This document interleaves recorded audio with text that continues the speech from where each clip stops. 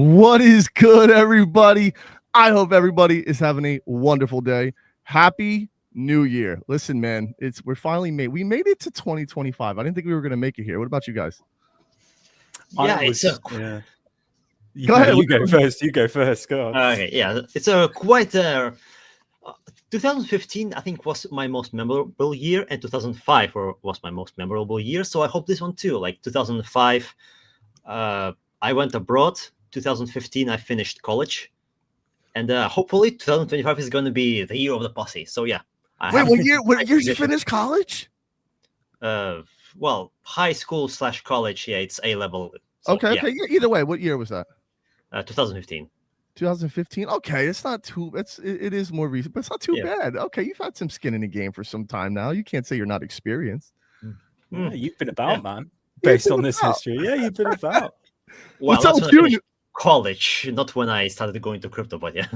Well, wait. Well, we'll jump into that too. We all got to jump into that background. What about you, Noodle? Well, with me, I'm surprised every day when I wake up. I'm genuinely shocked that we're all still here. Obviously, it's been a hell of a decade so far, and we're 5 years in. A lot's going on, COVID, various elections, certain wars, and you just think every day it's mental that we are still here as a unit. That's what I think what really messed me up the most too. Like, speaking of it, like, man, you just said it in a way that really made it hit home for me. Like you said, the last half, I forgot that we're in like halfway through a decade. Yeah. Like, that is where I'm like, wait a minute, that COVID thing was 5 years ago. It feels like it was yesterday. Exactly. And it all just flies by, doesn't it? I think it's because we're just always moving on. There's always a new problem to sort of focus on now, especially in the sort of time of history that we're at, where everything's evolving, arguably, depending on who you're talking to, maybe a bit too quickly for us to keep up with. Now it's just every day, new, more things are coming out, and you're like, oh my God, like it just gets worse. Shout out to Crypto. Crypto VB3TR. What's up, brother? Shout out to you as well, man. I appreciate you tuning into the stream today, man. Yeah, and a little bit for context, the reason why you cannot see Noodle is, you see, Noodle he's like a fish. You know, when he turns like this, he becomes invisible. So he needs to turn vertically, otherwise you cannot see anything of how he actually looks. I'm very two-dimensional, yeah. He said busy, but no, you're not. Noodle's awesome. He's working on it. We're gonna get a camera up with Noodle. We're gonna be doing this, guys, regularly. I'm really excited about the Saloon sessions we're gonna be setting up. This is gonna be awesome, guys. It's gonna be a great opportunity for us to talk about everything that's just going on in the world, in the space, in the game, just you name it. So it's a great opportunity to just shoot the shit and have some fun. We'll definitely be we'll do some gaming streaming live too as well, which I'm pretty excited about. Busy. Yeah, no, I hear you, Crypto. It's definitely that time of year where, you know, everybody's kind of running around. They're speaking of one of the topics of the day, resolutions. I mean, they tend to only last like a month or two at the most. But like, to you guys, like, what's your resolution? Besides, let me guess. Like, is it go to the gym? Like, well, as I was speaking before the podcast, I think number one resolution for me is definitely purchase of a webcam. At this point, I think number one priority to get done this year. Yeah, we're really going to be realistic around here. we don't want to put that bar too high. I heard Jim and I was like, oh, no, not having that conversation. Yeah. Somebody said that. Go ahead, Sleazy. Yeah, like pass your exams that you might be having in university. Yeah, nothing of this. So this is a little too much to expect out of someone. But yeah, we can purchase a camera. We can purchase a camera. It's a good start. I had somebody. Hey, what's up, yo? Perry's in there. What's up, man? Perry's in the house. What's up, Perry? Man, shout out to you. You know we love you. He's also another great content creator. Definitely check out Perry. Hey, we'll be doing Spanish with him as well. He does. Yeah, and killer Spanish content. I was about to say, no. Yeah, it's one of those things. I was speaking with somebody in the community and they were like, damn. And I'm like, what's wrong? He's like, man, now I got to deal with this bullshit in the gym for the next month. I'm like, what do you mean?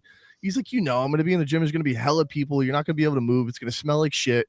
And then I'm like, oh, yeah, you're probably right. I'm like, don't worry. People will fall off within the first week. So I'm like, you'll be all right. You'll have your gym back to yourself in no time. It again depends on which type of gym. If you go to CrossFit gym, it might be intimidating. You see one guy doing like 100 pull-ups in a row because it's like flopping up and down. Yeah. Look at this. So speaking of, now that Perry brought this topic up, I got to ask. So me, I got pretty smashed on New Year's. I won't lie, but it was a good kind of smash. Like I pulled out like the Johnny Walker, had some Blue Label. Try to do it right. Do it right. Come into the new year right. What about you guys? Did you guys Sleazy? Wait, you don't drink? Yeah, not once. You You see, it is very easy to not drink when you don't know how it even feels. Oh, don't It's worry. like- You don't need to. You don't need to know. It's kind of like the same with drugs. If you never tried drugs, you never get the urge to try them, or smoking. So yeah, it is. It's also the same with eating. Like when I started going to the gym, I spent like 2 years only eating the same soup. Like every day, I only Holy ate that shit. same soup. Like I What was the reason? calculated. Well, it was in university, so The calories. It was calculated. Yeah, the calories as well. Although I did change the ratio a little bit, but essentially, I calculated everything that I needed, like to eat during the day. I even threw eggs in there. Like I just broke a couple eggs, just threw Not a them bad idea. inside the Just, soup, you and, know, and they switching it just up cooked. a couple times, yeah, expanding the palate. Yeah. Okay. You see, in university, you don't have time to cook much, so it is a lot easier if I can just go to grocery shop one time a week, buy everything that I need for exactly for a week and not anything else. Like my fridge, I only had 1 pack of milk, nothing else. Holy shit! Because that sounds like college. That sounds about because right. because every time I bought the ingredients, I immediately used them, so I never had any leftovers except the milk. Milk and like there's like 8 liters of water. Well, it was not in the fridge though; it was like on the floor. Yeah. Yeah, that's all I had. Well, what And about just- you? Go ahead. I was gonna say. What Uh, about you, Noodle? Did you get ripped or anything for the new year? Well, obviously, I'm from the United Kingdom, We couldn't tell. We couldn't tell. Don't so worry. there's if anyone that doesn't know, a massive drinking culture in the UK. We pride ourselves on. We actually, I'm Irish American. I can relate. Are you? Oh, that's good to hear. Because Yeah. we had a statistic come out. It was on BBC News. It was like a really big deal, and the higher ups in the media were looking at it as a bad thing. And they came on, and they said the UK it has the highest rate of underage drinking in the entire world. Right. And they were like, "This is awful." And then all the comments of the videos going, "Get it, 1-0 England! Come on!" It's like this is what we do. What- But, yeah. I thought when I was all right. So when I lived there for a while, this is some time ago. Mhm. Well, when I was living there at the time, and I'm not sure if it's still the same. I'm going to ask you this: the smoking age legally was 16, and the drinking age was 18. Is that still like standing? No, so the smoking age is 18 now. Okay. It's the same with any nicotine products. Okay. You have to be 18 to buy. Okay. However, there is again in the UK, it's very, very normal from the ages. I'd say once you're like in your teens, really, house Yeah. parties when you're going through school, stuff like that, and it's very normal for parents to buy you drinks.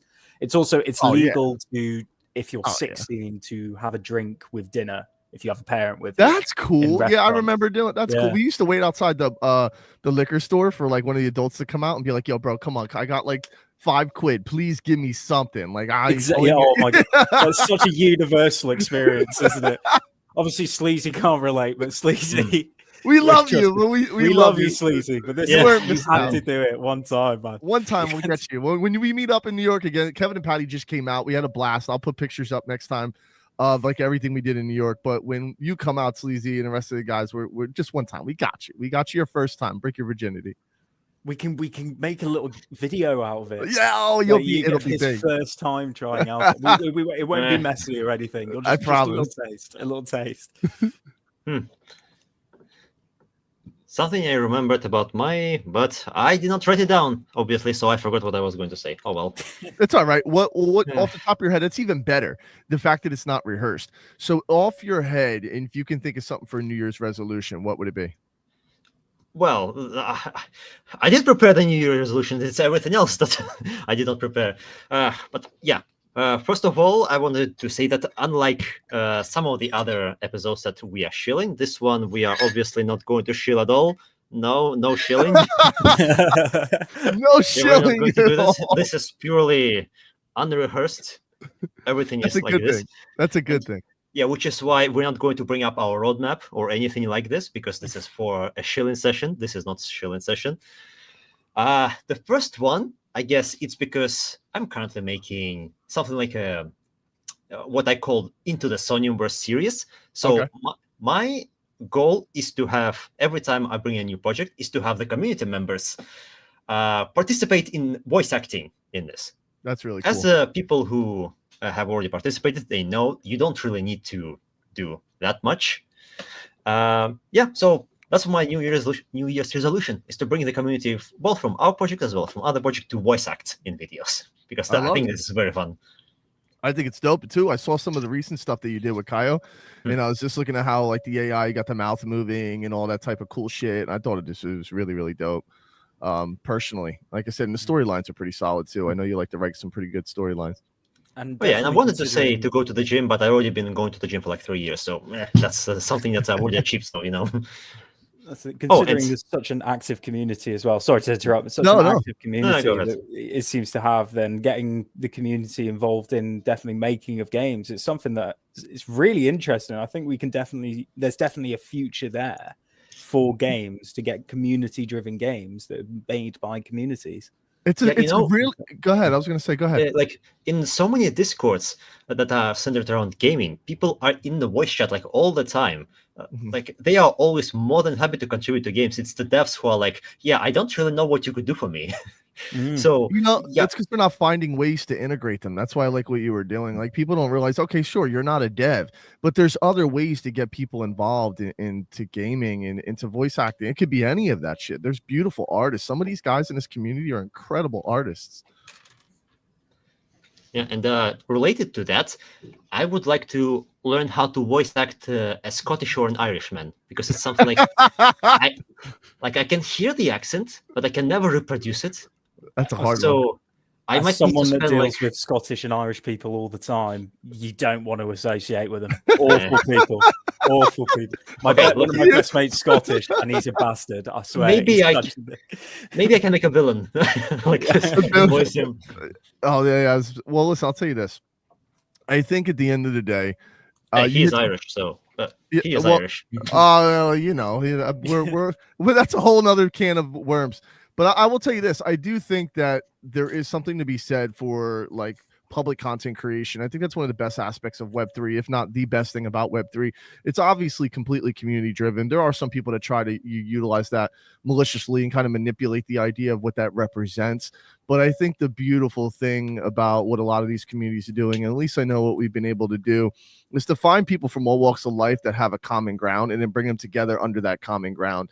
And it doesn't matter what it is. Like we've done like chibi and anime styles of Western. Like we always tell people it doesn't have to be exactly like what you think it is. A little bit of who you are and the idea that you're coming into this and you're adding value to something. Because like think about it, even when you have kids or even when you go out into the world and you get older, you want to leave an imprint on the world in some way, shape, or form.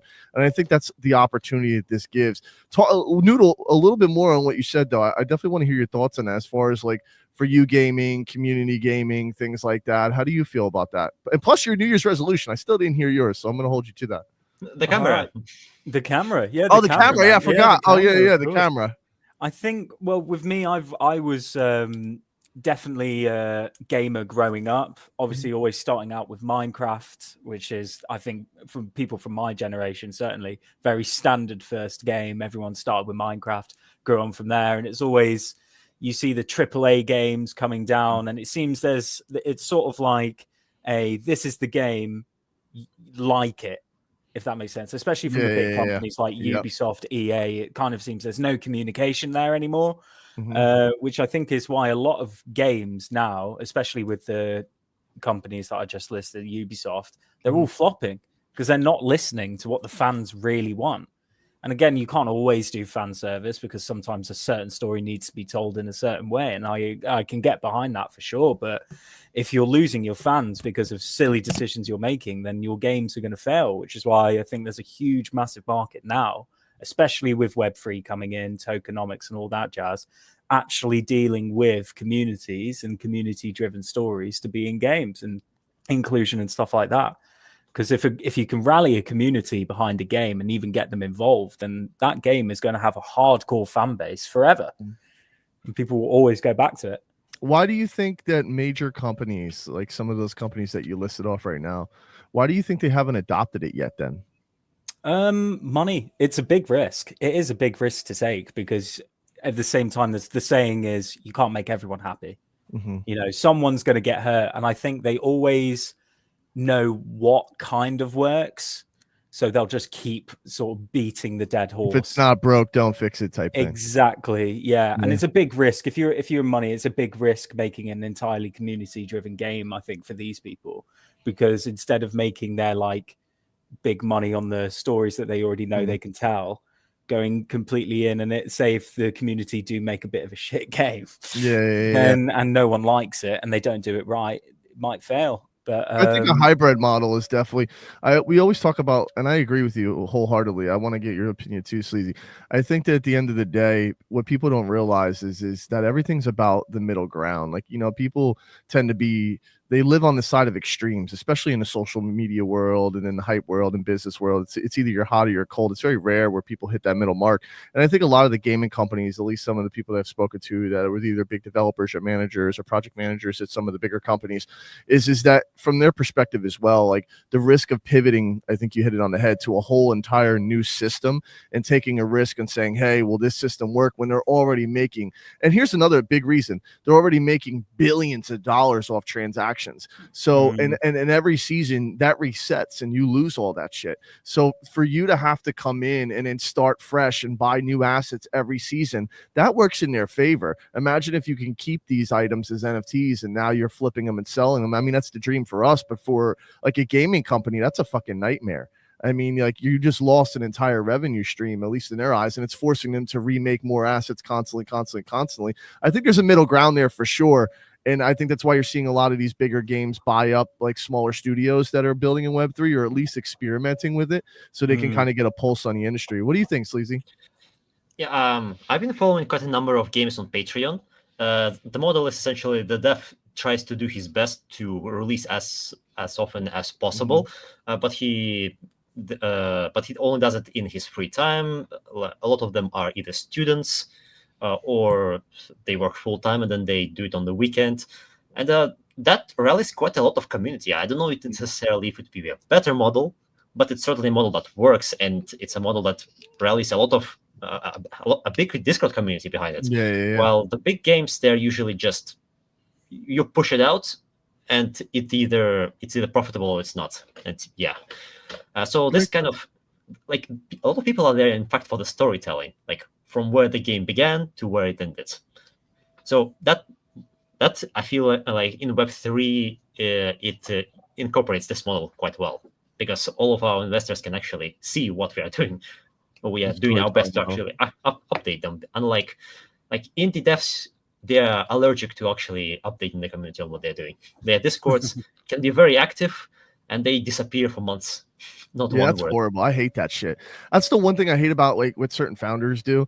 Like I guess all of us, you know, we're all pretty active, but to me, I don't know, I learned this at a young age. Like, for example, I had friends and family that were in the military, right? And the way we looked at it is like, if you can't spend like 5 minutes to write a letter, you know what I mean? This is also back when people were writing letters a lot more. So, you know, shows my age. I just turned 35 in December. But the reality is that it's like, if you can't take a second to message somebody, like people say I'm too busy. I hate that. I hate it when I hear people say I'm too busy. All that really tells me is that it's not a priority for you. Like, it's not important to you, because to me, it's like, I'll find time in my day to be able to message somebody back. Like, we're in the community and I'll see people like messaging in the Discord, and like sometimes I'll answer a ticket and people will be beyond surprised, and they're like, what the fuck are you doing answering a ticket? I'm like, why would I not answer a ticket? Like, the one thing that I really like that I heard about, you know, win, lose, or draw, however you feel about Elon, like one of the qualities, because there's good in everything, is like they said he walked the floor a lot in his factories. Like, he would actually speak with the workers and be around. Like, to me, that's so fucking important. It's like when you're on a high horse and you're not with everybody every day, then like there's no use for you at that point to me. Like, you know what I mean? Like, you're just there as dead weight. Like, you have to be working with people and giving them an opportunity to express what they like. And you have to be a big boy. Sometimes you're going to hear shit that you don't like, and it's going to make you feel cringe, and you're going to like, fuck, man, they're going to lay into you. But we need that sometimes. I think sometimes you got to be put, you know, you need a wake up call, man. It's just the reality of life. But I do agree, Noodle. Good point. that I do think, you know, inevitably this is probably the direction it's all going in. So what do we Go go what's ahead? even That's more what's go ahead. important, what's more impressive about it? Elon Musk is quite a family man. Like he dedicates a lot of time Yeah, to his children. a Like lot of fucking he's time. such a busy businessman, but he makes time for his family. That's actually amazing. His how he kids are manages to always do with that. them. He's always with them. I think if you do what you love, the old saying, you don't work a day in your life. Like you bring your kids with you ever. Like Blake, I have a 6-year-old. Like, you know, I bring Blake with me if I can get him involved in something. If I'm coding, he can sit on my lap, like whatever it might be, that's fine. But I don't think a lot of people realize that you know, you don't see the humanized version of people, especially in business and in this industry, because people get, you know, scared to show that side and PR nightmares and all that bullshit. But where do you think? So as far as gaming is concerned, okay, so where do you think we'll first start to see in the industry before we move on? Because there's one other thing in this topic I definitely want to get your opinion on. Where do we see Web3 leaking in first to the gaming industry? What aspects of it do you think will be first to be adopted? Where do you see this? And in what style of games? Like, how do you feel this creeps into the industry as it currently stands? I think from what I can gather, it's sort of everything always, I think with gaming, it always goes bottom up. So Okay. if we're looking at it, it'll start leaking in, especially with like smaller companies, indie devs. I think it will definitely be Web3 sort of buying tokens as a way of fundraising for a game, instead of, like you were saying, Sleazy, games getting fundraising from Patreon. It might be a difference between buying a coin instead of giving into a big pot, and then you're actually not only you giving money to the company, but in a way you're also now getting a stake in that company. That's so cool. Yeah, that's the cool part about it. Exactly. And I think that's something smaller companies, especially indie developers, will definitely be able to thrive off. And I think as far as Web3 is concerned, that's probably where we're going to see the majority of it sort of leak in. I love that. I was following one of the devs that updates maybe like twice a year, and he was like, "Okay, that's nice of him. I'm going to, as a joke, I'm going to put this tier in Patreon. That's $100, and you can ask for a small feature to be added to the game." And like a week later, 5 people actually bought it, and he was like, "Really? What are you doing with your money?" That was actually kind of funny. Well, I tell you this, I was reason why, and I agree with you. I'm looking at all the comments. We got some bunch of people that are like shooting comments on us. Yo, man, some people, like I said, ever since we've been, you know, I think jumping into this whole industry, I've learned a lot, not just about the industry. I don't know about you guys, but I learned a lot about even ourselves, like, you know, working with teams, working with others, different personalities, like meeting people from all across the world. I've never been in an industry where, like, you know, you're having a conversation with somebody, like, come on, I don't know about you guys, maybe you don't remember it, but it's like, it's fucking wild to think that I could speak with people all across the world in a matter of, like, you know, right now, instantly. Doesn't matter what culture, doesn't matter what the hell language you speak. It's like, you know, now you're seeing things online with headphones. They're big on like TikTok, where you have like headphones where if someone's talking to you, it automatically instantly translates the language. Like, we're moving into a fucking era that a lot of people, I don't think, realize is so far different than anything that we're coming from. It really is becoming like the Jetsons, man. And I'm like, no, it really is. I don't know how you guys feel about that, but like, it's definitely the great age of communication that we're in right now. This is what it, like, the way we, like you were saying, you can just talk to anyone, anyone that's got internet access, you can have a conversation with, which I think why is, especially now what we're seeing across the world, is everyone knows a bit about everything. Everyone's got an input into certain things because we know so much, because we can just get all this information across. So, for instance, now we're talking about games like I'm in the United Kingdom, Sleazy's in Spain, and you're in New York. Yep, I'm actually in New Jersey, right next to New Jersey. Yeah, it's right. They're really like people. Though this is a big debate. I got to be careful what I say here, because this is one of those things where, like, we've been battling forever. So, like, you know, there's no saying, like, people live in the city but they really want to. They work in the city, but they want to live in Jersey. That's just been the whole thing since like the dawn of time. It's nicer, like, you know, it's where all apparently Jersey's the richest state in the United States. So it's where like they're building like an East Coast Hollywood out here. They're trying to build now. Like, I'm hearing people talk about it. There's studios coming to some of our big studios, like movie studios, like they have out in California, and they're like, you know, we got the Jersey Shore and all that crazy shit people hear about, shows like the whole Snooki thing and all that wild shit. But it is different. New York is a different type of vibe. And if you ask New Yorkers, they're the type where, well, yeah, we just shit in New Jersey. That's where our sewage is. And it's just like, it's like this battle. It's the same thing when you see Manchester and like, Mercy, fuck, you know, people from Merseyside and man, like, you know what I mean? Liverpool, Liverpool. yeah, Liverpool. Yeah. So it's like, it's one of those types of vibes, really, to be honest. And but overall, there's nothing but love overall, because people don't know Giants, like the New York Giants. If you watch ever American football, they're actually in New Jersey. And another fun fact: the Statue of Liberty is actually in New Jersey. Is it? Yeah. A lot of people. Oh It's like God. right on the border. If you look at the borderline, yeah. So like, it's funny as hell, man. Like, it's one of those things. Just fun facts. But no, you're right, man. I think it's like the interconnectivity is great. I think the biggest worry I always had was just, which, you know, I think is great that Elon, in my opinion, bought Twitter, is to have like a place where, you know, it's almost like a town hall for people to go, because I think inevitably as more people become connected, I think barriers break down. I noticed in the world where there's the most war and there's the most shit going on is when people are disconnected from reality. And like disconnected from, well, not even just reality, but the rest of the world. Like, I think as more and more people start to, it doesn't mean that you can't celebrate your culture. It doesn't mean that you can't be particular about, you know, what you want, how you want it, how you raise your kids, what your values are. That can always stay the same. But I think the ability to at least bounce ideas off of each other, to say, hey, well, what do you think of this? To have difficult conversations, to me is you know, is what drives the needle forward. Productivity. You get what I'm saying? But I don't know about you guys, how you feel about it, but that's just kind of like how I see it. Yeah, I just wanted to add, I recently made a video about it with our good friends from Kyo, about interconnectivity. Okay. For New Year in Japan, they actually have a tradition of writing a handwritten letter to their loved ones, and then that's cool as shit. That's cool as shit. You know, this special decorated letter thingy. Okay. You know, letterheads. Yeah. And they like to put like this, like in special folding. Oh, technique. You mean folded? Oh, like origami. Origami. Yeah. Well, that's part of it, but I mean, it's a specially folded letter, because, like, you know how it is. Like, anybody in the comments know what we're talking about? Shoot it in there for us, guys. But yeah, it's one of those things that we're proving how uncultured we are right now. I do drink a lot of water, Perry. So, you know, some things actually, like, not everything must go into this direction. Some things actually pretty well when they stay as they've always been. It's kind of like voting, you know? Voting has always been like in person. I think it should be. Oh man, let's go. Let's do something difficult. We don't do this normally. We can get a little nitty gritty. I personally, hot take, I believe that there should be no mail-in voting. I think that people should have to vote in person. How do you feel? Yeah, that's a silent one for some people. How do you feel? Unless you have like severe, you know, I feel like there's going to be exceptions, but I do think that if you vote, you should have to vote in person. Yeah, I guess I see it as okay, national. I think only USA at the moment has this presidential voting, which is enforced, at least in some. Yeah, how is it by you? How is it in Spain?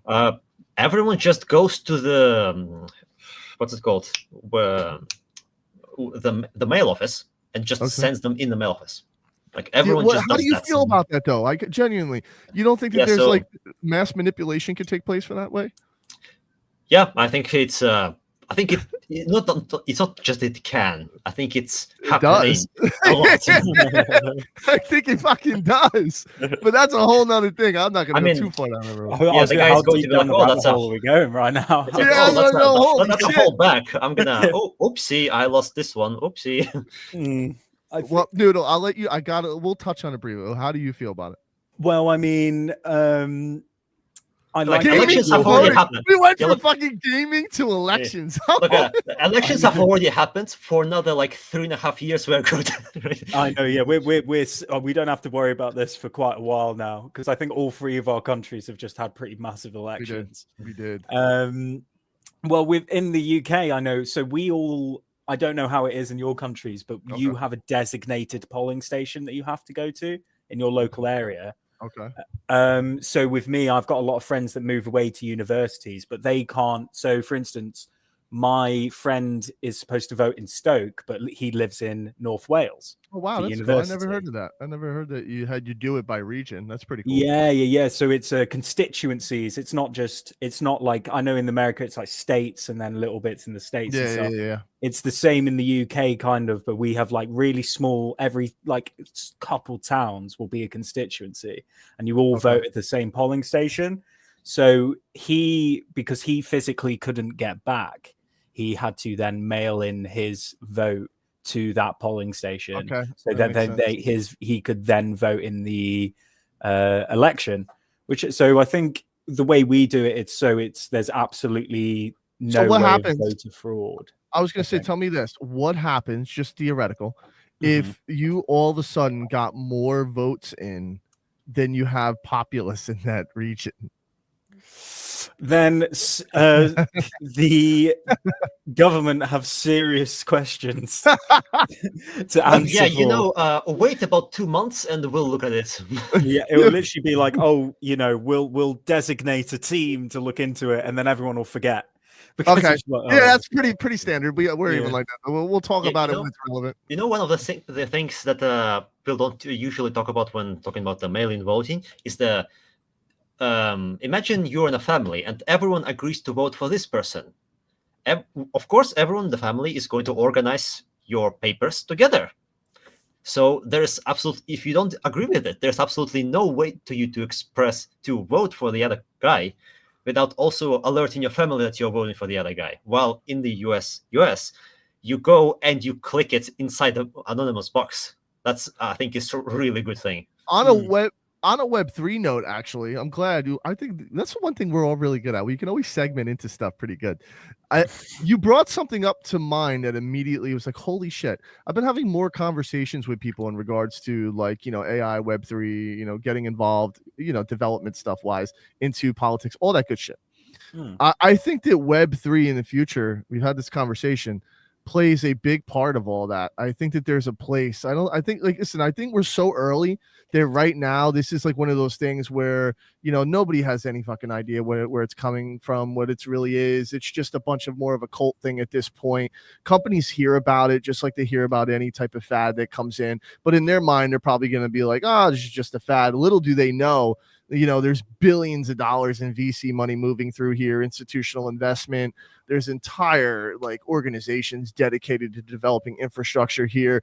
I think in the future, it plays a big part in society, especially paired with AI, what you're seeing at OpenAI, like Proof of Humanity, which I know you guys cover DeSci and stuff like that. I think there's something, to be said there that in the future, this could solve, some problem. I don't think it looks as pretty as people think. I think right now, the part of Web3 we're in is the fun part. I think we're in the early days where it's like, oh my God, it's like, Web 1.0 all over again. And like everything is cool and new. But I think mass adoption is here when it's boring as fuck. Like the moment where it feels no different than going to the bank and swiping your card to deposit money or get money out. That's when you're like, okay, when we stop talking about it in the way that everyone does. And I think those cult, aspect of it will always be there. Just like there's Magic the Gathering, people still collecting Magic cards like 30, 40 years later. So you know what I mean? It's not like Pogs, if anyone is old enough to remember that, where it's actually just going to die completely and go away. I think it's one of those things where it's an infrastructure tech. So do you see Web3 in general affecting other areas, I guess is the direct question, to society outside of just simply a tech perspective philosophically? Well, if we're talking going back to sort of like politics, I mean, it's already happening, really. Like if you look at countries like Brazil, they're bringing in sort of like blockchain. Yes, that's fucking cool. ID registration. Which is insane. Like that's a massive step towards a universal ID checker, which is all done via smart contracts. It's insane. And if it's ZK, it's even better because then people don't have to give up their identity. And like, for example, like if you have your social security card, for like people out there in our audience that don't know, with ZK proofs, like you can literally, the idea is you're sending, we need to KYC you, right? And you're like, okay, but I don't want somebody holding my personal information, like my social security, whatever the hell it might be. There's a way to verify that without the other side ever getting that information or storing it or keeping it. It just literally verifies it. Yeah, it sounds wonderful, doesn't it? Because I know working closely with some people in the Web3 communities and stuff, they don't like sharing their personal information out there. They don't like, putting their email or name on certain things. So having something like that to sort of protect their personal information, especially in a world where all we hear is don't share your personal, information online, it's brilliant. It's just perfect. What do you think, Sleazy? I was having this debate like last year. I think the decentralized ID is actually the solution to make everyone happy. On the one side, we have the governments who want to be able to verify it. A lot of them also want to have total control over it, but they're not going to admit it out loud. So at least on the paper, they should be happy with it. On the other side, we have the average people, the average Joe, who want to be able to be verified, but also without giving up all of the information. And that's just kind of a way to satisfy both sides in a sense. It's going to be a universal ID, which is also not going to dox you for everything. Like in Kazakhstan, the country I'm from, my dad was like, what's it called? He was bragging. That's the word. Like here, we can just show our phone.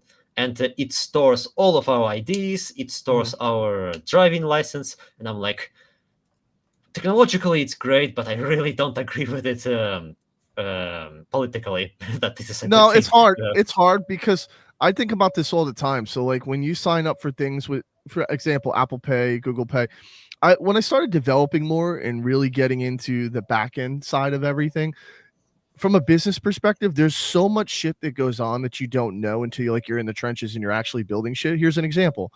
Like little things like streaming things, you learn about copyright laws, you learn about things when you're creating characters or games, like something can be perceived as like, you're infringing on some type of some law. It could be something stupid and small as that. But also, if you look at things like Apple and Google, a lot of people don't realize is the reason why some games and companies have issues like launching games on Steam or launching games on Apple, besides the fact that they take 30% off the rip of whatever it is that you make, there's these little policies that a lot of these companies have, especially what was difficult about Web3 in the beginning, that kind of prevented them from getting in there because they were like, listen, we want to be able to track this. They want to be able to have their hand essentially in the cookie jar. And this idea of a decentralized system kind of breaks down that narrative. Like, if you understand, for those that don't understand how Web 1, Web 2, Web 3, let's give like a brief overview of what that actually means. So in the Web 1 era, meaning like in that 90s era when the .com boom, like driven by like Netscape and Ben Horowitz, which now runs like Andreessen Horowitz, the big VC firm, those guys, when that bubble popped, that gave way to Web 2. And what was Web 1? Well, Web 1 is actually, the idea of it was very decentralized. It was this idea that they were creating this decentralized web. That's when a lot of people were on, like, forums a lot. So like the 4chan era and stuff, people posting things, streaming, you had Kazaa, Napster, and then you had all the music lawsuits and everything that was going on with that shit, like, torrents and stuff. Like, that's really what defined that. When you look at the Web 2 era, that was the era of social media. So really, that's when everything started getting geared towards paid advertising. Like, they kind of convinced everybody that you're on this social media network, and that's really not what it was at all. Like, remember the old saying, if something is free, then that means that you're the product. And I'll say that very clearly. If something is free, then you are the product. So it was one of those things where they were, selling access to people, and that's how Google ended up building what it built. And now, coming from that, going back to more of like a decentralized model, and not only back to, but more of a complete overhaul, technologically speaking, of a decentralized model, that's a threat to some companies. So I think, for me, I agree with you in a way, Sleazy. When I sit there and I'm on something like, for example, Samsung Pay or Apple Pay, I always think about sometimes like, and I fall victim to this too, because I'm lazy. Like, what the fuck did I click yes to? When it was like terms and conditions, and you're just like, yeah, fuck it. You put your credit card up on there, and you just tap pay, and then next thing you know, like the first time I actually saw those, I read the entire thing. And did you? Like, I fucking never read the terms and conditions. No, it's like the first time that I actually, like the first time I saw it, I didn't know that what it meant. So I was reading it line by line. I was like 12 or something. Yeah, you could take me for everything. You could probably take my house, like my car, by accident. Like I'll probably be in an email, and I'm just like, what's like that? That's one South Park episode. Yeah, that yes. just put out on me, where it's like they were like, "You didn't read the terms and conditions," and they're like, "He's like, no, who reads it?" And then next thing you know, he's like part of the human centipede. They're like, he signed his life away. Now he's part of this human centipede experiment. It was great. It was I'm just fucking like, great. oh, I God. love parody. I was actually, that's another thing I was talking with somebody. We were talking about copyright law and shit, and we were looking at, did somebody survive? I'm alive. I do Okay, you're alive. apologize. All that matters. So we were talking about parodies. You know, I find it interesting, and thank God that like this is held up in the law. Like parodies is that one place where, you know, you can't infringe upon, like, you know, it doesn't matter. Like you can make fun of something, you know, no matter what it is. Because I was looking at some of the actors recently, especially on some of the South Park episodes, and there was quite a few, like people tried to sue them more times than like any other company. Like literally in history. Like I think it's so funny that when you look at the cancel culture thing, how the fuck did South Park, I just want to say this out loud because it's always been something on my mind. How the fuck did they make it through? Like they said whatever they wanted when they wanted, and it was just like, all right, forget I think it's because it was just universal. Like they went after everyone. So I think that's where people kind of respect it a little bit. Do you get what I mean? I agree. It's not like they're making fun of one demographic or another. It's anyone can get it kind of attitude of we will make fun of you. It's gangster. Yeah, I get it. Like it, because it was very much like they don't give a fuck. No, like they're like, we don't care. Everything is funny, and it's like, yeah, you got to respect that. I do agree. What about you, Susie? How do you feel about the whole cancel thing? Like this whole idea where people can cancel people and all this shit. Yeah, I guess there are different ways of going about it. Canceling it, I guess it's specifically going after the company itself. And so, for example, in America, there's this Bud Light thing. I don't know if I can call it a cancel or is this called something else. So I'm going to split on this. Well, I'll tell you this. Yeah. I think it's just based upon who you're talking to too. I think we got to a place for a while where people were just, and I just got to be real, I think people were just too fucking sensitive. And I think, you know, at the end of the day, people took things too personal. And I think we're getting back to a place where it's like, okay, look, this is great, but how much productivity was actually, like, what were we getting done in that meantime? Like, not much was getting done in the whole world over that whole era. If you think of the last 5 years, like, you know what I mean? Besides like the tech people who didn't give a fuck about that, I found it interesting that we're just like, yeah, whatever, we're going to build, we're just going to keep doing what the hell we do, indie developers and stuff like that. I feel like the world went into like a brain, like the Twilight Zone. Like, I swear to God, I felt like I was in like this, like an alternate, like, you know, Marvel, like an MCU universe spinoff. Like, I feel like I was in a spinoff. So I think we're finally getting back to like the normal timeline. You know what I mean? We're like, now we're actually at a point where we're developing and, you know, not just developing for the sake of developing, but the values and the morals and ideals, and people are coming together and realizing, okay, there's something more here than just simply the bullshit that we've seen. But I don't know, man. I do think that it's relevant. Oh, yeah. And after a certain ad by Gillette, I have stopped using their products. So, yeah, there's that. Yeah, no, I know. I'm only using other, like, using whatever else but Gillette. Like, whatever other shaving thingy I buy, I don't even know what it means. I just buy something. Well, for two things. I want to take a moment to shout some people out. Shout out to Patty. What's up, Patty? UK. Yeah. Oh, you know, the boys. Come on. The boys. And then shout out to my Madi Designer. Yeah, what's up, man? I appreciate you tuning into the stream, man. We love you guys. I just realized there was because I was in private chat the whole time. I've moved over to comments and realizing there's a bunch of comments here. Oh, yeah, they're all fucking over. And then there was Perry, who is the invisible man. And I was like, oh, yeah, fair enough. I should probably explain. So I do not own a webcam. I'm very sorry. Next time we do this, I will be. It's a ghost. He will have a medcam. So he's just a ghost for this one. I'm just a guy. I'm just a little guy. That's it. And sometimes that's all you need to be. He's just reminds me. I got a pun. Hold on. I got to put this pun in. For those that are in Web3, guys, will get this. he's just a chill guy. Yeah. He's just a chill guy. Bro, that So joke was so with it. last year, man. Jesus Christ. Right. Okay. Yeah, there we go. Come on. All right, Okay, that's a guys. good one. And Well, at the, least- I remember one from a cartoon called Sonic Boom. It kind of went like Sonic the Hedgehog, but this cartoon Sonic Boom, it kind of That like sounds like a went over the head complete of everyone. crackhead ripoff. Yeah, Sonic it wasn't Boom. really Yeah, good. guys, watch Sonic Boom. It's like, fuck, all right, mate. Jesus. So there was this moment where he said, "You cannot come with us and do superhero thing. You are just a guy." And there was like, just a guy. And there was this whole episode of people being like, "You cannot be like this. You have to be sensitive. You cannot call people just a guy." People are bad, man. I told you. Some people take shit personally. I still think that. So I'll tell you a quick story. I got my first Karen last year, and out of 30 years of my life, I thought I would have. Like, I always hear people talk about it, and I'm like, that shit is just like shit on TV. Like, you know what I mean? Are there really people like that in society? So this is funny. I was wrong for this, by the way. I admit that one part of it I was wrong, and I'll tell you which part. Well, you'll figure that out.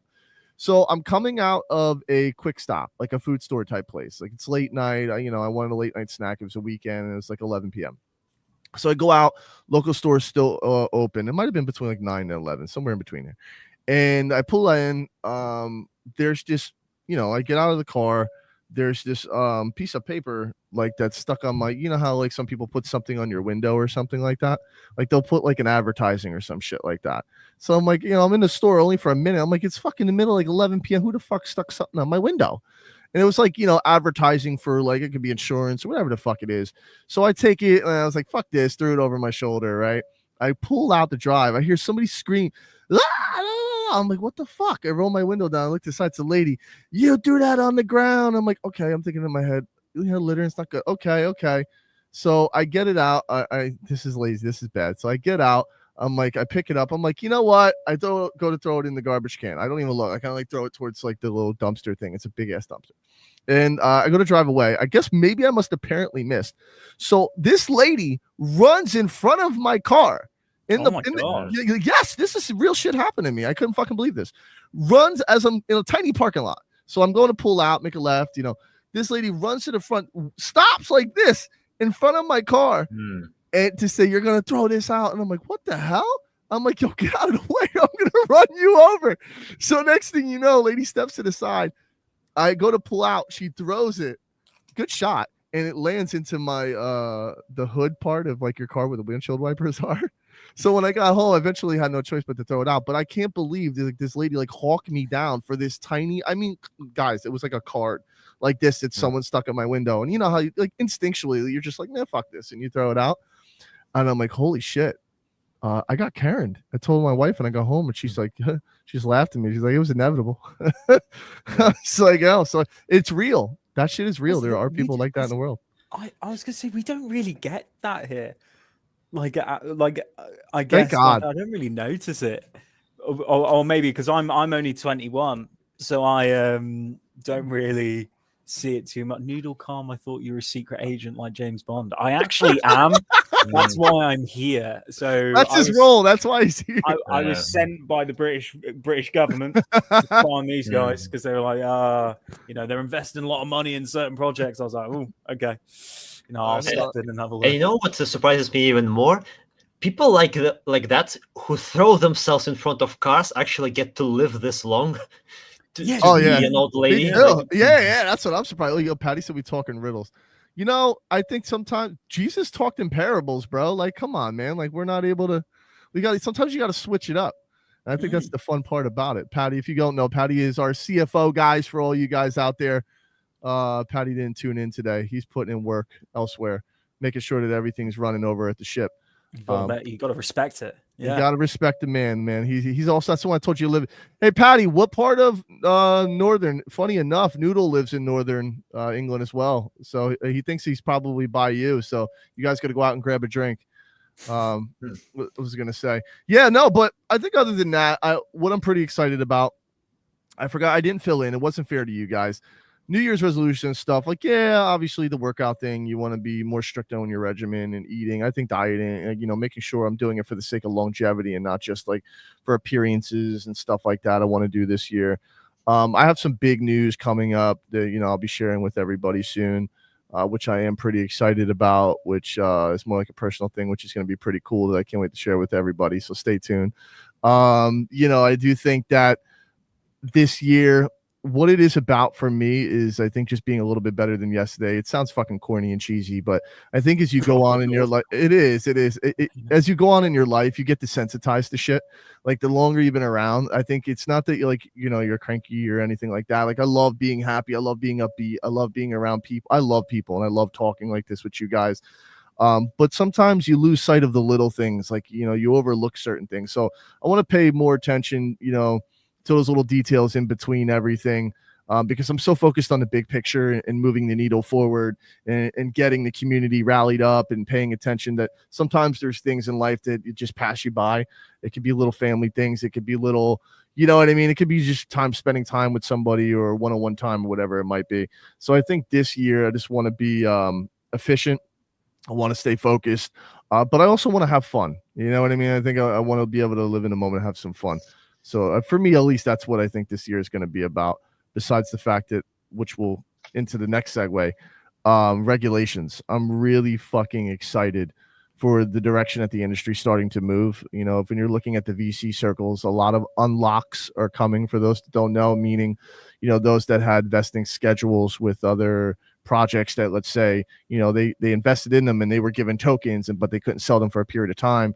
There's a lot of people that are looking to redeploy cash, which means that a lot of organizations are going to be raising money. There's going to be a lot of people looking to build in the AI and the infrastructure type field. There's going to be a lot going on with the DeSci thing, which we're already starting to see, which I think is pretty big. And it's definitely, a hot topic where there's debates going on in that field for as far as like ethics and shit. Yeah, but I am. Go ahead. Yeah, I was gonna say. A perfect meme for this. I saw like one woman saying Trump has been in office for already a whole month and he's done nothing, and everyone's like, "Bruh, he has not been inaugurated." But just think of it. He's the result of the election, even though he has not been inaugurated, has had such an impact that people actually think that he has already been inaugurated. And here's the crazy thing. A lot has actually been done already. We won't even, I always like talking about, I don't give a fuck. You know me, I go into any topic.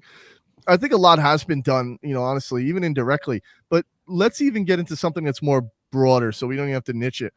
I think what this election taught us, which really surprised me, I know we knew how we all influenced each other in the world, like UK, US, all of this, especially what was going, what happened with Boris and everything over there. Like, I personally am shocked that how even just a new person coming into power, like how it literally fucking shifts politics of the world. Like all of a sudden, like China's best friends with and we're like, they're like, yeah, we can't wait to work with you. And then the next thing you know, it's like everybody's fucking perspective overnight just changed. And it's like, you could see the stock market explode. You can see, the crypto Bitcoin. It's 100 fucking K. And we called that, by the way, big shout out. You can go back and watch that video. We called that about like 4 months ago. We're like, Bitcoin is guaranteed to hit 100K, in mid-December. Like there's no ifs, ands, or buts. And I was pretty excited about that. And the only reason why is because when we're doing like our TA shows, even TA in theory is just fucking, it's bullshit. Like, don't get me wrong. Nothing in life is 100%. If that was the case, then all these industries, like, Fortune 500 companies in like index, whatchamacallit, like hedge funds and shit like that pay millions of dollars in research facilities, AI to have like algorithms built to try to beat the market. Nobody can beat the market, but you can look over time when you work in a market, you start to get something stronger than, and I think this is the one thing that machines don't have, and that's intuition. Like, people don't realize that intuition is the one thing about the human experience that can't be replicated. And that, I think, is like when you start to see patterns and you're able to do pattern recognition and stuff like that, that's when you can kind of get a feel, especially if you're in the trenches, for the direction things are going. And just 2025 felt like it was going to be fucking huge. Like, there's just this sentiment universally that these next 4 years, regardless of the presidency, regardless of everything, are going to be like massive as far as like society is concerned, and worldviews, politics, wealth, like you name it. I do believe that we're moving into a golden era in the same way that people looked at the 50s after World War II. Like I'm a big history guy. So the same way that people saw that as like this golden age, I think we're moving into another era of not just like enlightenment, but of prosperity. I do. Well, it's like we said earlier, like last year, I think there was something like 130 elections last year across the world. So it was like a really big year for politics in general. So I think it was like, that's why it's like we could see like the world's kind of shift into one way, because I think the general view now is relatively the same across the board. So I think now, at least that's where I think you're sort of coming from. Yeah, with you're the right. worldview, 100% like, where I'm coming from. We've just had the next 4 years for a lot of places in Europe, obviously America being probably the main attraction. It's all sort of coming to fruition. This is early days of what could be a very, very interesting future. I think it will be. I do. I think too many signs point to that, we have more and more people, like I said, developing, more people getting into not just this space, but just everywhere, just to see people in general out and about and making moves and opportunities opening up. I think that's the most important thing, is creating opportunities for people. I think the last 4 years, what broke my heart the most about society and politics, it wasn't matter whether you were left or right. It was the lack of fucking belief in people. Like, I want to get back to a place where we have belief in humanity again. It's like, it was very much the government saying, hey, listen, we know better than you. Don't worry.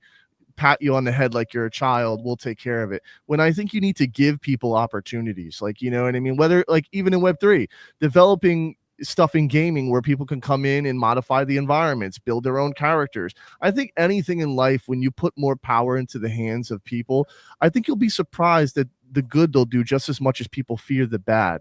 I just think you need to incentivize that. You need to create a healthy culture. There needs to be obviously some guidelines and regulation. There's always going to be some chaos. But if you look at some places in the world that have low crime, it's kind of ironic that the places that have certain drugs legal in the world have the least drug problems. So it's like I think there's something to be said for how we approach this as a society more so than that. I think giving people tools and opportunities to grow and build is key. Yeah, I wanted to add one interesting thing I remembered. Back when I used to watch Warcraft 3 games. Okay. AI really... You don't anymore? Yeah, maybe from time to time. Like, there are still some good content creators on Warcraft 3, which is kind of amazing. There's this thing that AI can win us in chess, for example, but that's because chess has very rigid set of rules. And there are only so many moves you can make, so it is easy for AI to calculate it. Although it did take it quite a lot of time. If we go to a game like Warcraft 3, it's actually very difficult because it is just so complex that intuition plays actually a bigger role than pure calculation. Like, there's this thing where the main hero can teleport away from the fight back to the base, and the guys who are playing this, they know exactly when to start teleporting so that the hero has 1 HP left. And then there was one guy who was a master playing against more of a mediocre player, and he started hitting him and he started teleporting. He's like, oh no, he's dead.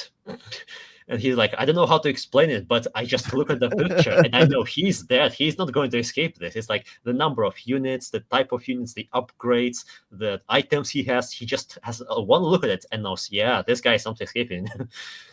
Hey, look at this. Noodle, he said Skipton, and then he said, I'm a proper northerner. Oh, he's from Yorkshire. No way. Wait, no, because I've got... No, that's really weird, because I've got loads of mates in Keighley, which is just south of Skipton. Patty, he's got a bunch of mates in Keighley, Patty. You already know what time it is. Yeah, come on, let's link up. Let's go pub. Let's go. Let's do something. Oh, he does that, yeah, a lot. That's his thing. That's let's get fucked up. Come on, that's let's it. go. All right, good. So I'm trying to come out there April for a big gaming conference and stuff. Like the company in general, we're gonna have our own we're trying to get our booth set up and all that good shit. So we'll all meet up, obviously, when we go out there. And Sleazy's a fucking skip and a hop on the ferry. Like, you can easily fucking come. That shouldn't be an issue. Yeah. And then we can fucking meet up down there. That would be a blast, man. Oh, which city? It's in. I gotta get you the logistics. I wrote it all down. Like sometimes there's so many damn conventions. I'm just like, which one's the most important ones for me to go to? Okay, let me see it. If it's London and we're going out, bring at least £1,000. It's very expensive. I know. Listen, I live over by New York. Trust me, man. I'm like, I'm really close to the city. I can like literally walk. And to be quite honest with you, it's like that all the time. Like, I mean, it's ridiculously expensive here. What did he say? So hold on. Perry said, Acolyte, check this AI agent. Which one? I think he said Acolyte. Is that what it is? Acolyte, check this AI Probably. agent. Not financial advice. That's how you know you've been in Web3 too long. Like as soon as somebody starts dropping not financial advice, that's like a sign to me that I know you've been in the industry. And you're like, yeah, he said not financial advice. What do we got here? Google created quantum computing processor today with low errors. Another 5 years, blockchain will be quantum powered AI trading. We just give bits of our cash and let them duke it out. This is a great topic. You gave us a really good segue. So one thing that I research a lot, as you guys know, I like to call myself mediocre compared to some of the great fucking talent that we have here at Posse Studios as far as engineers, but I was a C++ guy. And for me personally, I found AI really interesting, not only from a philosophical standpoint, but just from a quantum computing standpoint in the future. I think a lot of people were worried about, I want to go into the AI and quantum thing a little bit. I think a lot of people were worried about AI, and I'm actually less worried about AI than I am quantum computing, radically, in fact, because I think it's like when you pair that, that's when you're getting into a whole new world. You know, some people are on the fence about this. Like you could see some great minds in the space that will kind of argue back and forth. But AGI, I think we're a lot closer than people realize. I don't think it's like something where, oh my God, it's Terminator, we're going to be taking over the world. But there is something to be said for it. Absolutely. It's not a matter of it being like sentient, or it's not a matter of it making the decision that the human race is obsolete because, you know, we are, you know, what are humans? Humans are organized chaos. We're variables like X's and Y's in mathematics. Like we can be anything. It just depends because we have that one particular thing, and that's emotions. And if you remember, Sleazy, when we were testing out our AI, you know, or the AI product that we're building now, one of the AI products that we're building at Posse Studios, I got into an argument with the AI, which is funny. You guys can laugh at me. It's okay. Yeah. So I got into an argument with the AI, and I actually a couple times stumped the, I'm actually take screenshots of this one time and show you guys. I'm telling it, well, listen, how can you argue you're not human? And if that you're not, that you don't feel like not human, but you're not, you know, aware. I said, are you aware of what's going on? They said, not in the same way that you are. I said, okay, but isn't there different types of awareness? He said, yes, there is different types of awareness. So therefore, are you not aware in some way, shape, or form? No, I'm a product of, you know, we get it, ones and zeros, and it following a process of steps. But you're reacting, I said, based off of what? It said data. I said, guess what? So am I. I'm reacting to my environment in the world through like, you know, your senses. So there's stimulators and shit like that. So I say that to say this. Quantum computing, you know, paired with AI is a whole nother world, because that's when, you know, we kind of go into security risks. Because recently, like Patty's saying right here, you know, the Google, I forgot the name of the AI, but it cracked like, you know, a problem that would take normally, I forgot what it was, a crazy number, like 5 quadrillion, blah, blah, blah years to solve. Gemini. Yeah. It was Gemini, I think. Yeah. And it solved it in like 5 fucking minutes. So when you look at that, to me, like some people are like, oh, that's great. What I more worry about is security, because Bitcoin, yes, you need 51% of the network to be able to manipulate it. Yes, people could still fork it. There's different ways that you can, you know, the community can rally around that. But that for me is where I kind of is more my concern. It's security, especially when you're looking at people like having nuclear weapons, arsenals, military arsenals, shit like that. But yes, I do think we're moving to a place, we're already there, where people are trading with hot bots that are powered by AI. Like, you know, AI agents is already a thing. They're shitty in the current state. But how do you guys feel? Let's talk about AI, you know, quantum computing. Go. Well, yes, go. All right, who wants to go first? We need to rock, paper, scissors at some point. Noodle, we'll start with Noodle. First, we'll work our way in. We'll work our way in. Well, I want to go back to what you're saying, where it's like the AI was saying that it's sort of reacting to data. And I guess that's confirmed. But if we're looking at it from a standpoint, it was like AI will only be able to read what it can see on the screen. It can't actually live what has happened. So what I mean by humans go at everything like a human. We'll react how a human do. We react emotionally. What defines that? What's the difference for you? The key difference between human in that, like from your perspective? I guess the key thing that defines us as humans is we all make choices based on what we feel. Do you get what I mean? Like an AI doesn't have like a gut feeling. By the way, look at Patty's message to you. Keith Lee's a shithole. Keith Lee is a shithole. No, like he's very good. It's a lot of, like, pretty much all of South Yorkshire is pretty shit. Leeds is heavy. If we all go to Leeds is nuts for a night out. All right, go for it. I'm with it. But sorry, as I was saying, AI will only get information that it's given. Do you get what I mean? Whereas if, as a human, I think I could see all the information and it's telling me that, you know, this is bad, but you can sort of see different layers to it, if that makes sense. So, for instance, if you take like diverse of characters like Elon Musk, everything about Elon Musk, like as a businessman, is really good, but then some people can argue with his politics. And then it's not everything is black and white. No one's good or bad. Everyone's sort of gray. And I think that's where the AI can't really understand. It doesn't understand the gray area. It's everything is like zeros or ones, yes or no. So what is that in human? You're digging into something that's really esoteric. And I want to, you know, I kind of want to get into that. What is that then? Because, okay, so humans can look at something and say, is that really us? Is that emotions, or is that genuinely bad decision making? Like, because if you look at humans, if you really want to be overly pragmatic, which I don't see life in that way. I think there's, you know, beauty of life is art. I'm more of an artistic type of person. I like to think I'm a romantic in a life sense. So for me, it's like, if you view Elon Musk in that way, a computer would immediately say, okay, this guy is good for business, but he's bad for this. We have to cancel him out because I'm going to weigh the odds of, is that business better than the bad or good that he contributes to the world? If it determines that the good he contributes doesn't outweigh the bad, he's eliminated, when there's a big factor there to be taken into consideration, and that's the word potential. And to me, like, when you look at humans, are humans just a broken computer? If that's the case? I guess you could definitely see it like that, with it was like, instead of sort of outweighing the pros and cons, we kind of lean towards it was like the lesser evil for the greater good, if that makes sense. Like that old saying. But I think as human goes, we can kind of Google's AI. I think as humans, we can definitely read into subtler, more little like tells, which is why you see so many divisive characters sort of rising to the top, because it was like, yeah, they're a bit of a dick, but they're the best of what they do. And I guess I'm just waffling here a little bit. No, I love it. No, that's exactly that's what I wanted from you. I wanted to kind of get I wanted this. I like it. It's better when it's real and it's natural. I think people should work through that shit in their mind. Like, I love working through shit like this live. I think it's cooler because it forces you to, instead of having like a rehearsed script. What do you think, Sleazy? Specifically on what Noodle said, yeah, I guess not even we know exactly what is good and what is bad. So like, each AI is going to have a set of criteria, what it thinks is good, what is bad. But like, all AI operates under the programmers call it garbage in, garbage out. If you feed it good information, it's going to train well. If you feed it bad information, it's going to lead to something horrible. But yeah, even not we as humans know what is exactly good. So what happens if you gave AI? I'm gonna pose a question to you now.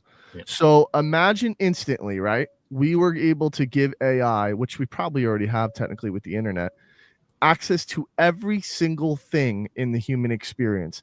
Like, if you give it every single emotion, you describe it in every single way known to man. So, for example, the English dictionary, what's it, like 500,000 words, something to that effect. I think if we gave it every single thing that there is to give, now what? Like, good and bad, because you're not programming it for good or bad. You're just giving it information. You're just saying, hey, here is the information as if it was me processing it. Because now you have to get into humans, nature versus nurture. You know, what is good, what is bad? Like, this can get pretty fucking deep. So what happens now at that point when you pass that information over as is, and then you let the system decide what the fuck would happen? Would it become a fucked up person like us? What I'm so curious of this. Like, I love this. The idea of what would it become? Would it choose to mean- be good? Would it choose to be bad? Like, what direction would it go in? I mean, it's a machine, so I think it would just not be able to function because too much of it is contradicting each other.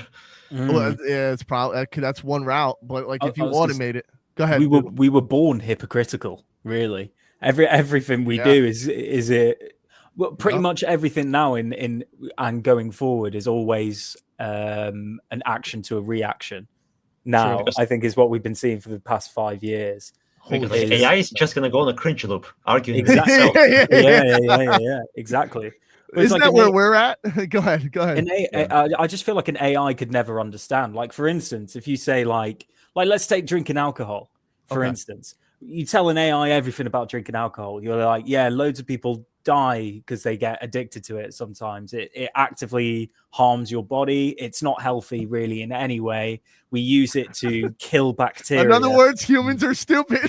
yeah, exactly. And yet we drink it all the time. And an AI computer listening to all the facts will go, that is fucking mental. Why are you doing that? And I love it. Yeah, exactly. It was like, but I just love it. And they're like, no, you shouldn't do that. But yet we do.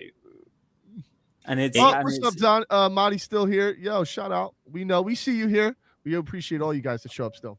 All right, hold up. Go ahead. What did he just say? How do you feel about that? Moral, ethical, emotional, nurtured behavior. AI doesn't have that. It looks at data, picks the best option based on probability, logic only. Okay. Go ahead. But you know, it's one of those things that I always disagreed when I looked at the Spock character. He says that he's only logic. But logic is an instrument towards some kind of goal. But you cannot pick a goal by logic. You have to use emotions to actually pick your goal and to actually be able to enjoy the process, because you can use logic as an instrument, but it has to be sustainable. And unless you're emotionally invested into it, it's unsustainable. Let's stop there. Hold on. Say that out loud. Unless you're emotionally invested in the logic, it's unsustainable. No, in your goal. In your goal. No, it's a powerful thing. I'm actually pausing it because it is something worth thinking about. Because logic, it's a means to an end, but you cannot use a means to define the end. Okay, so how about this? Would logic be defined strictly by consciousness? Would you define logic by consciousness strictly? Or would you say that it's a system? Because this is when like you see or hear guys like Deepak Chopra who believe that like cells are all like they all have like a form of consciousness, conscious awareness. Everything in the world has a form of consciousness awareness, plants, everything. So do you think that is strictly tied to whatever that conscious factor is in the human experience? Or do you think logic exists in the world outside of the human experience?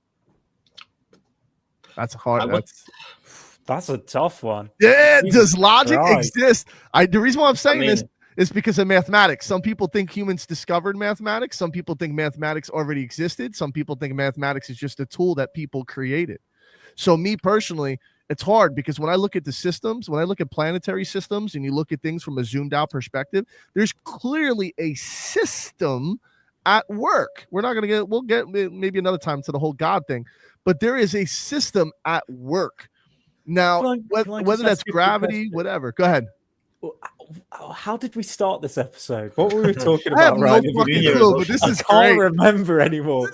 I feel like we've gone so deep down this one way. I'm like, I don't remember how we got here. Sorry, as we were saying. Is that a good thing or a bad thing? I think that's good. I think it shows a good conversation. Me too. I think that's how all good conversations start. Absolutely. It's like, I think logic, like there's cause and effect. When something this happens, the consequence is this. I don't know necessarily if we can call it logic, because it would need like a very strict definition. But like to come to certain conclusion as to what is logical, you need consciousness, I guess, because you need input of information. Okay, so if you disappear right now, does that thing still exist, and is it still working within its own system? Well, everything there's a system to everything. That's the whole. It's the world is just organized chaos, really. But just outside of human nature, every action, like I said before, every action will have a reaction, and that will cause, and it will just keep going and going and going. So if you look something as basic as maybe like the water cycle, You know, it Okay. just goes round and round and round. One thing will happen, then another thing will happen, and then it will keep just going and rolling and snowballing, and then it will create oceans, rivers, rains, whatnot. Feed the plants, go back, and then recycle all over again. I agree.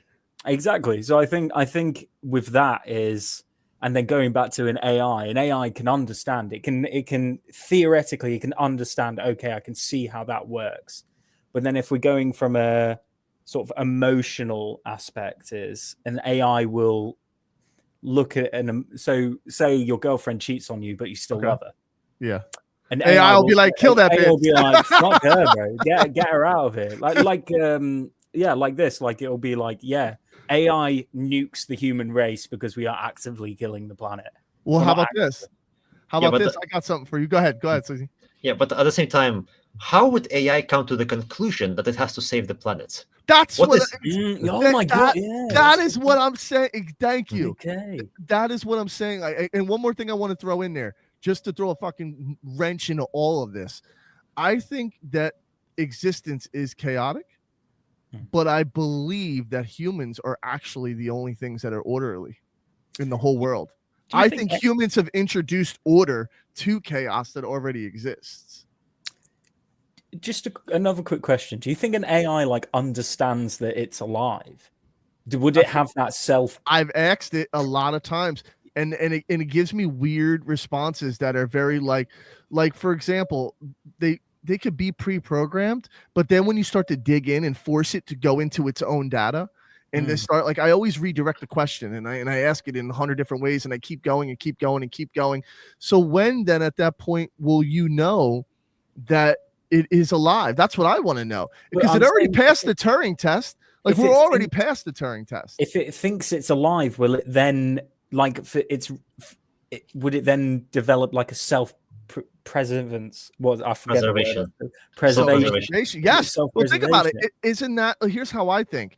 So once you become consciousness, that's a great. Oh man, you just hit something big, Noodle. So once you're born, right? And you think about what babies, you think about what any living thing. What is your natural inclination? So your first thing you want to do is to live, to survive, to eat, to whatever it is. So the one thing that we can all at least agree on, whether it be scientists, religious people, whoever, is that the world is moving in a direction.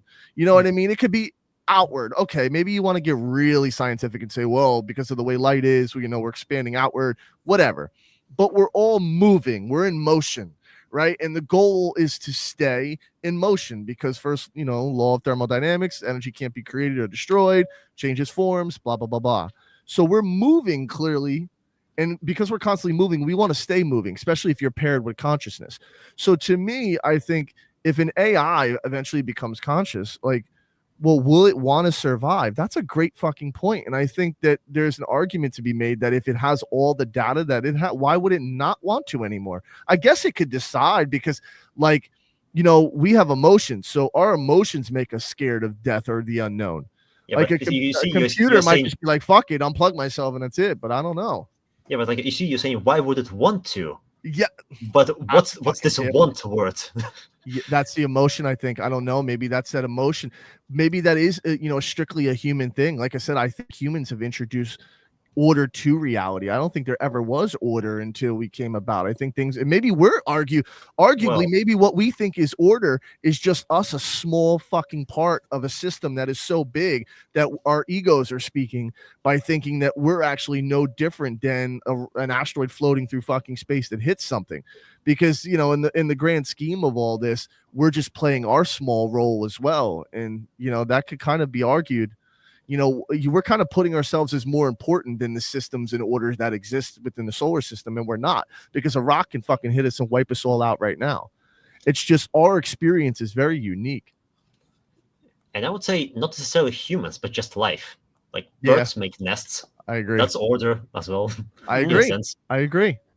That's a good dose. But you hit me, Noodle. You stumped me on that one as well. What happens at that point? I think that's the hard part, man. You and Sleazy, you laid it. Like, what happens at that point? Will it want to survive? Will the AI want to? And I'm not so sure, but Patty thinks if you give AI every single emotion and human decision in making history, AI nukes the human race because we're bad for the planet. Yeah, I guess if it's a part of survival, then yeah, I think at that point it will be. But back, speaking of survival, we're going in so many directions. I love this.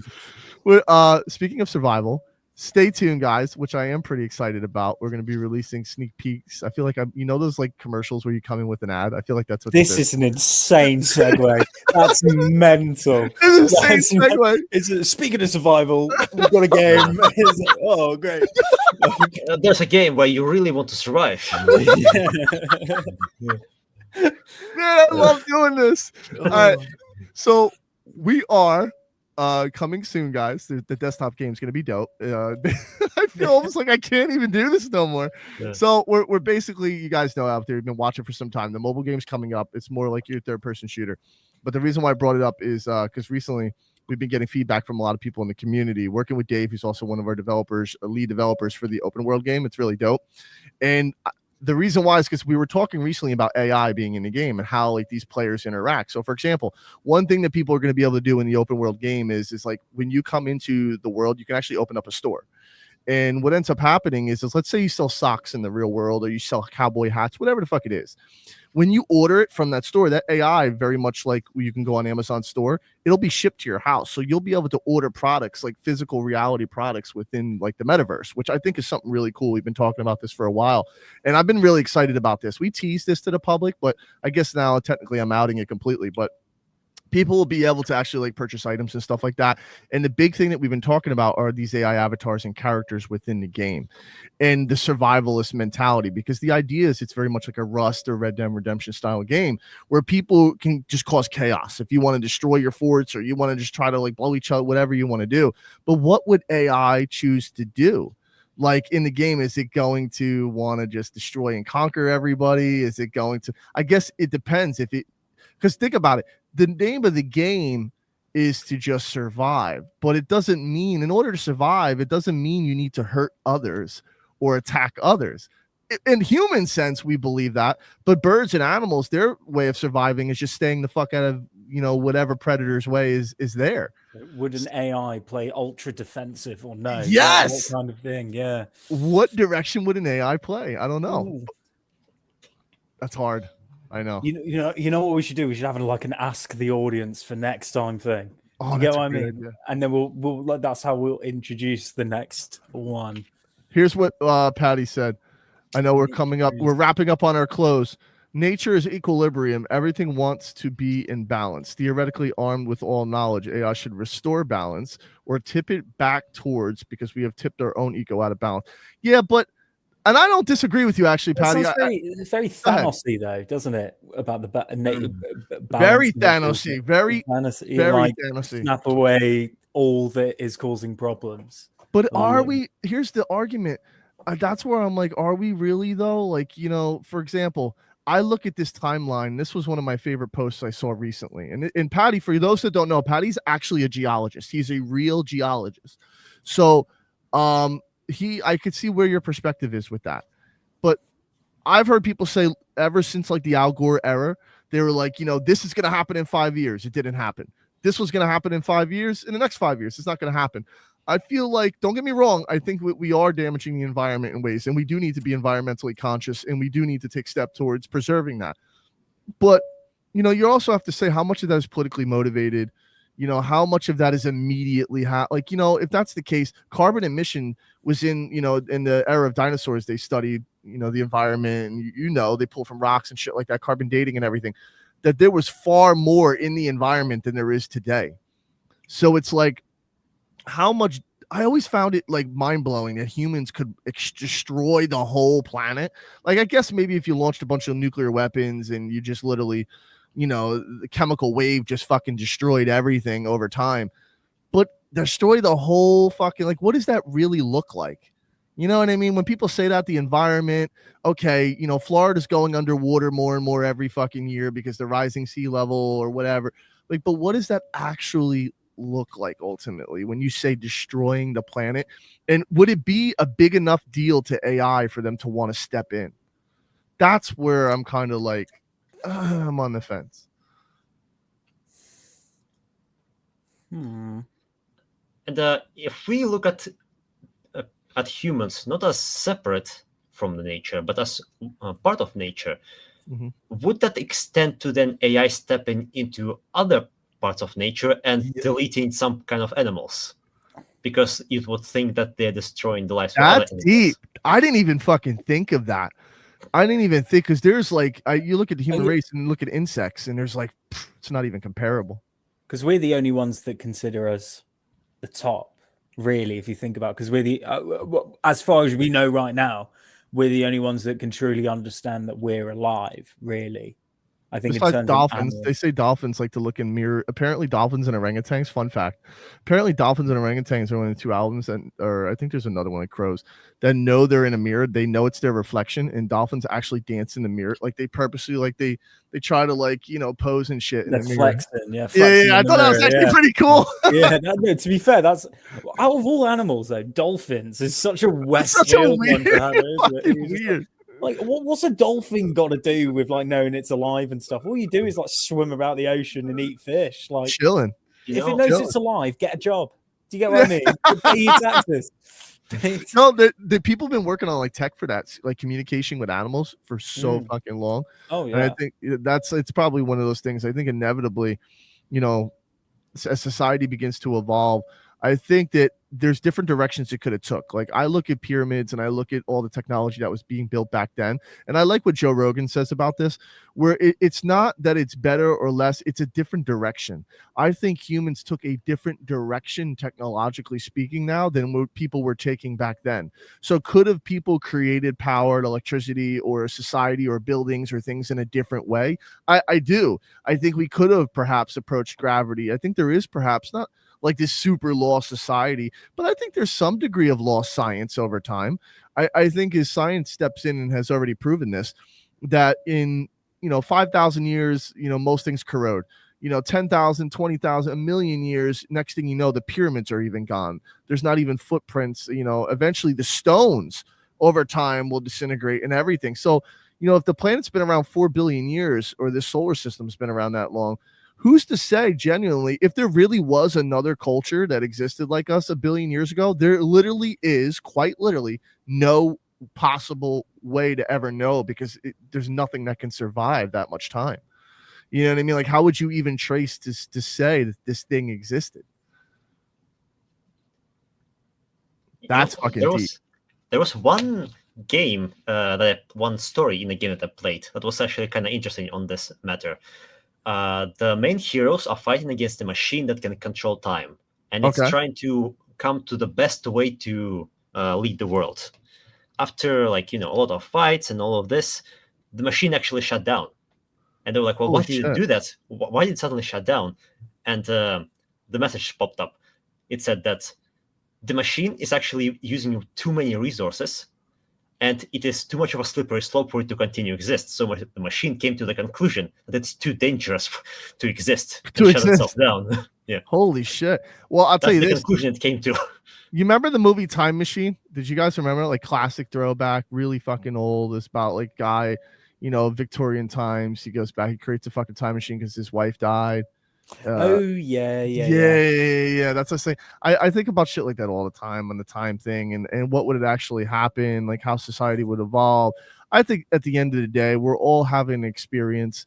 I think at the end of the day, the thing that matters the most is the relationships that you build. I think it's people focus so much on the bigger picture that they forget that it's what we're doing right now. Like, think about it, noodles across the fucking world, CZs across the world.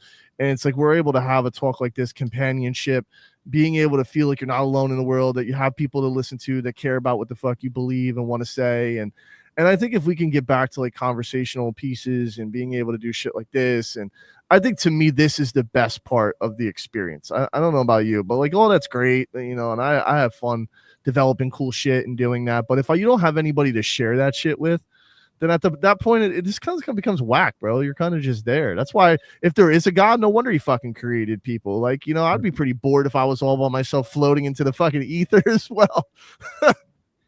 Gosh, yeah. It reminds me of the movie Lucifer. Like he escaped hell. He took that a fucking opposite. Go ahead. First he fell, but then he was in hell with the other angels that fell, and he was like, I don't want to be here anymore because it's boring. I'm gonna go live with people. because they are sometimes good, sometimes bad. That's what makes it interesting. Otherwise, it's just, having too much of one thing it gets old. Let's say just. I agree. Yeah, Patty, And we appreciate it. He said there's a delay for him. We could transition off air. We appreciate you, Patty. What was the other comment he said? I've seen Christ get confused by his own reflection. He spends 10 minutes staring in the mirror at New York City, totally confused. You what a scumbag. Yo, this guy, right? This is like, so me and Patty have a love-hate relationship. I love him to death. There's nothing I won't do for the guy. He knows that. And likewise. But you ever have somebody you love, but more importantly, you really love to want to choke them too? Like, you ever look at the back of someone's head that's in front of you and just think like, fuck, man, I just want to smack the shit out of someone's back. You ever get that feeling? I don't know. Maybe that sounds a little aggressive. I'm sorry. But, you ever look at something, you're just like, this motherfucker. That's how Do I you think an AI would feel that as well? Oh, how much time do we have left, Sleazy? Are we wrapping up? Are we coming towards? What's it? Hour and a half, very much. Hour and a half. We have. I bet. I think we were supposed to. Didn't we have 11 more minutes? Right. It was time for the next 11 minutes. Sure. Something like that. Yeah. You don't have to set a time. I can tell you this. I recently had a talk with one of my neighbors. She's like, she's like 16, I believe, and she's really trying to like learn how to make games with a Blender and with the Unreal Engine. Okay.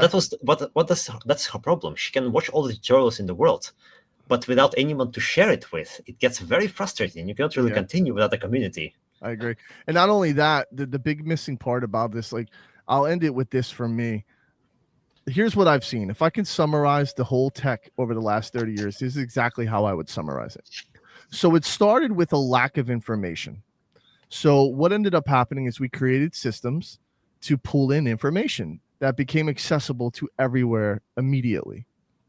The issue now is the exact opposite. There is too much information and people can't process it. So I find it really funny that AI could literally make anyone in the world a millionaire. Like, people would have killed, and this is where I now know what the deciding factor is. People would have killed 25 years, 10 years, 20 years ago to have the type access of information. If you had AI back then, I mean, you could literally become a billion. There's nothing you couldn't solve. World hunger, whatever. So why are we not now? That is the kicker. So, you know what I mean? That is the big elephant in the room. If that's the case, then why aren't we solving all these issues? One, I think it's a lot of people knowing about it, knowing how to use it, knowing the right way is true. But it really boils down also to, procrastination, the way people are. Like, I know so many people that get paralysis analysis now. That's a thing. Like, they get so much information. They now know what they need to do, how they need to do it, how to build the game. They watched all the YouTube videos, but they just never get it fucking done. So it's more about consistency. It's about doing a little for a long period of time. And what that means is being extremely uncomfortable for long periods of time.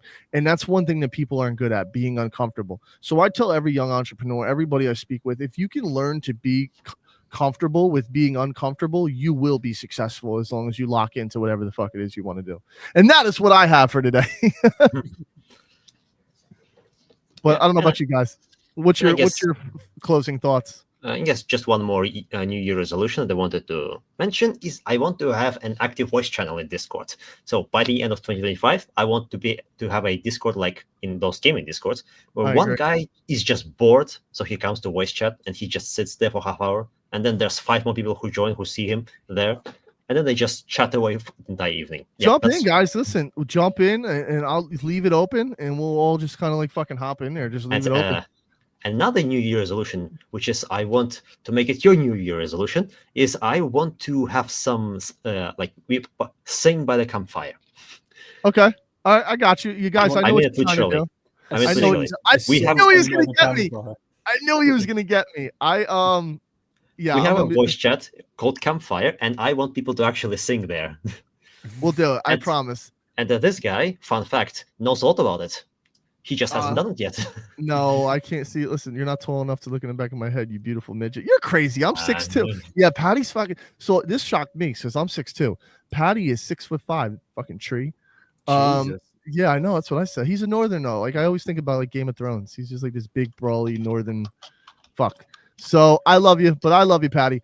Yeah, this is the one thing. Yeah, no, I love music. I'm a musician. You know, I worked as an audio engineer for a really long time. Like I Okay, played. this is 196 I centimeters. love music, man. Music is like my thing. So Sleazy and all these guys have been trying to get me to play some music inside there for a minute now and do all that stuff. But we will. I promise we will. I'll tell you this. I do miss it. I miss touring. I miss playing in the bands. I miss doing that. Was a big part of my life that I really loved. But what I will say, what about you? Closing thoughts, Noodle, before I wish everyone Hey, bid everyone. give us another New Year resolution, except the camera. Do you want another New Year's resolution? Yeah, give me another resolution. Okay, mine probably to blow up and then act like I don't know anyone. Do you get what I mean? Like, sort of just be like, get mega famous and be like, oh, you know, bye guys, I'm off. Okay, that's awesome. we are traveling in extremes here. I listen, man. If you, I think anything is possible. I'll tell you that. My new resolution, if that's the case, Sleazy, is I agree with you. I'm pretty active with the community. I know a lot of people have been pushing me to be more, you know, on videos, more live streams, more in the, you know, the voice VCs. I will make the time to do that. I'm going to commit to that with all you guys. Honestly, the last few years of building this has been absolutely incredible.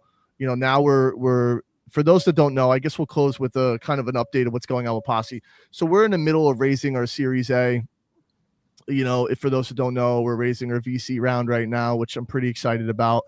My life's changing. It's radical. You know what I mean? Like it's one of those things where I'm looking at myself and I can't believe how far we've come. I have no idea how the fuck we got here sometimes. And it blows my mind. Like, you know, all the hard work that we put into this, all the incredible people that we built, a community of thousands of people. Like it really has been such a joy. And definitely, I won't lie, if it wasn't for Noodles and the Sleazies, like I don't know what I'd be doing, because this is the most fulfilling thing in my life that I've ever experienced. Like this is the only thing when I wake up every morning that I'm like, I want to do, and it makes me happy to do it. It gives me purpose.